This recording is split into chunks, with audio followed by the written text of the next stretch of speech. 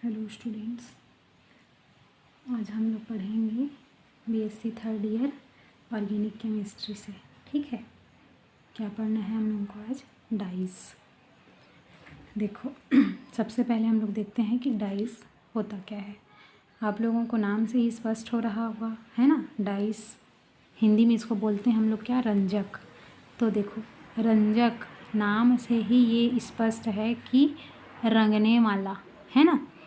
अब देखते हैं ऐसी पदार्थ जो स्वयं रंगीन हो तथा अन्य पदार्थों जैसे रेशे, कॉटन, ऊन, बालू आदि वस्तुओं को रंग प्रदान कर सके, रंजक कहलाते हैं। ठीक है,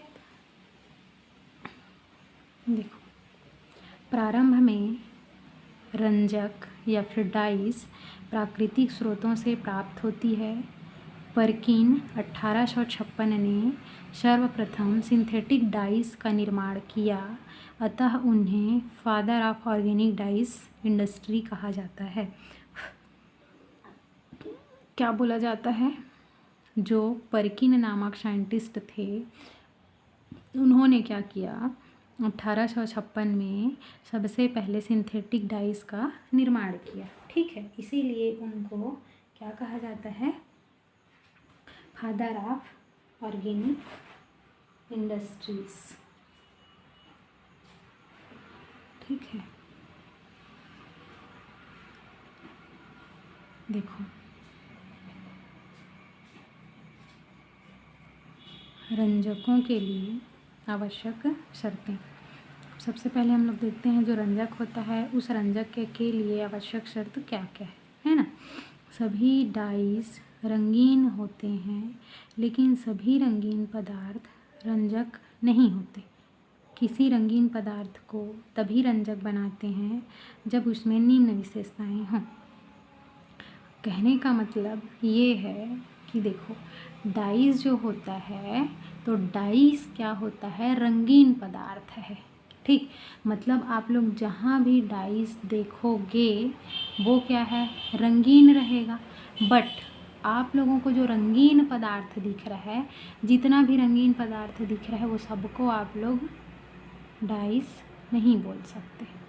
ठीक है, जैसे हम लोग कपड़ा वगैरह पहनते हैं, है ना, तो कलरफुल तो रहता ही है, लेकिन देखना कभी कभी क्या होता है, कपड़े का कलर जब हम लोग धोते हैं तो कलर निकलता है ना।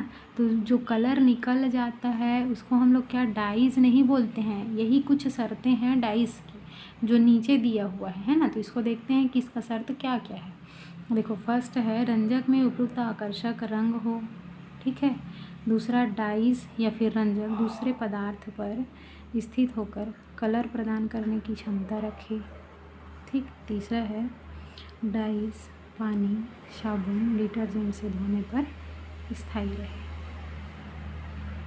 ये 3 गुण होना चाहिए किसमें? डाइस में, तभी तो वो डाइस कहलाएगी, अन्यथा वो डाइस नहीं है। ठीक है, अब देखिए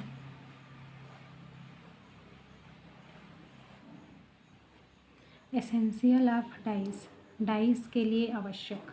देखो जो डाइस होता है वो डाई के लिए क्या क्या चीज़ आवश्यक होता है वो देखते हैं। तो सबसे पहला है क्रोमोफोर, दूसरा है ऑक्सोक्रोम। ठीक है, जो डाइस है, डाइस के लिए क्रोमोफोर, ऑक्सोक्रोम आवश्यक होते हैं। तो सबसे पहले अब हम देखते हैं क्रोमोफोर। क्रोमोफोर होता क्या है? देखो क्रोमो का मतलब है कलर, मतलब वर्णक या फिर रंग। फोर का मतलब होता है ग्रुप। ठीक, जिसको हम लोग क्या बोलते हैं? समूह बोलते हैं। देखो मॉलिक्यूल में क्रोमोफोर के प्रेजेंस की वजह से कलर प्रोड्यूस होते हैं। क्या समझ आया? जो भी मॉलिक्यूल है, यदि उस मॉलिक्यूल में क्रोमोफोर उपस्थित है तब उसमें क्या होता है? कलर प्रोड्यूस होता है। Chromo, colour, group. लक्षण, जो क्रोमोफोर है उसका लक्षण क्या होता है? कोवेलेंट्री होता है, दूसरा अनसैचुरेट होता है। मतलब अनसैचुरेटेड कहने का मतलब डबल बॉन्ड, ट्रिपल बॉन्ड, है ना। कलर डोनेटिंग होता है, जो कि ऑर्गेनिक कंपाउंड को कलर प्रदान करते हैं, करने के लिए उत्तरदायी होता है, कलर प्रदान करने के लिए उत्तरदायी होता है। क्रोमोफोर ऐसे आइसोलेटेड अलग या विलगित समझ सकते हैं ना, होने वाला एक कोवैलेंटरी बॉन्डेड ग्रुप होते हैं जो विजिबल लाइट को एब्जॉर्ब करते हैं और मॉलिक्यूल या फिर कंपाउंड को कलर प्रदान करते हैं। क्रोमोफोर क्या होता है, जो भी विजिबल लाइट होता है उस विजिबल लाइट को क्या करता है, एब्जॉर्ब करता है। एब्जॉर्ब करने के बाद जो भी कंपाउंड है या मॉलिक्यूल है फिर उसको क्या करेगा, कलर डोनेट करता है। ठीक है, देखो जैसे कि नाइट्रो है, नाइट्रोशो है, नाइट्रोशो, एजो, एजॉक्सी, कार्बोक्सी 2, ये सारे क्या हैं, क्रोमोफोर हैं। ठीक है, अब देखते हैं हम लोग क्रोमोफोर की प्रॉपर्टी। जो क्रोमोफोर होती है उसकी क्या क्या प्रॉपर्टी होती है। तो सबसे पहला प्रॉपर्टी क्या है, ऐसी कंपाउंड जिनमें कोई निश्चित क्रोमोफोर प्रेजेंट होते हैं कलर्ड कंपाउंड कहलाते हैं। क्रोमोफोर करता क्या है, कलर प्रदान करने का काम करता है। तो ऐसे मतलब कोई भी कंपाउंड है जिसमें क्रोमोफोर उपस्थित है तो वो क्या कहलाएगा, कलर्ड कंपाउंड कहलाएगा। दूसरा, इनके इलेक्ट्रॉन इलेक्ट्रॉनिक ट्रांजिशन द्वारा इलेक्ट्रॉनिक एब्जॉर्प्शन के लिए उत्तरदायी होते हैं। तीसरा, यह mainly pi to pi anti bonding and non bonding show करते हैं। ठीक है, चौथा है, ऐसे क्रोमोफोर जिनमें पाई इलेक्ट्रॉन्स होते हैं pi to pi anti bonding show करते हैं। फॉर एग्जाम्पल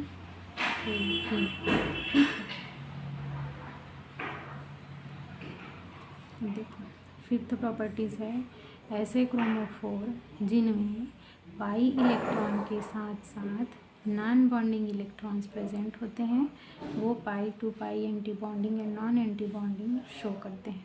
जैसे कि क्या, कार्बोनिल ग्रुप। ठीक, 6 है, chromophore visible longer visible wavelength को एब्जॉर्ब करते हैं। जो विजिबल लाइट होती है, विजिबल तरंग होती है, उसको क्रोमोफोर क्या करता है, एब्जॉर्ब करता है। जैसे कि कितने से कितने तक का, लेमडा 4000 आर्मस्ट्रॉन्ग टू 75,000 आर्मस्ट्रॉन्ग को एब्जॉर्ब करते हैं। जो क्रोमोफोर होते हैं वो क्रोमोफोर क्या करते हैं, 4000 आर्मस्ट्रॉन्ग से 75,000 आर्मस्ट्रॉन्ग तक के जो विजिबल लाइट होते हैं उसको एब्जॉर्ब करता है। ठीक है, अब देखो, बेंजीन है, कलरलेस होता है। नाइट्रोबेंजीन है, हल्का पीला कलर का होता है। मेटाडाइनाइट्रोबेंजीन है, थोड़ा ज़्यादा पीला होता है। देखो, बेंजीन कलरलेस, नाइट्रोबेंजीन हल्का पीला, मेटाडाइनाइट्रोबेंजीन है जो इससे थोड़ा सा ज़्यादा येलो कलर रहेगा। ठीक, और इसको देखो, ये जो है क्या, ट्राइनाइट्रोबेंजीन गाढ़ा पीला होता है। अभी होता क्यों है, देखो बेंजीन में आप लोगों को किसी भी प्रकार का कुछ भी क्रोमोफोर उपस्थित दिख रहा है क्या, खाली ये बेंजीन रिंग दिख रहा है, कहीं पे यहाँ पे क्रोमोफोर उपस्थित नहीं है।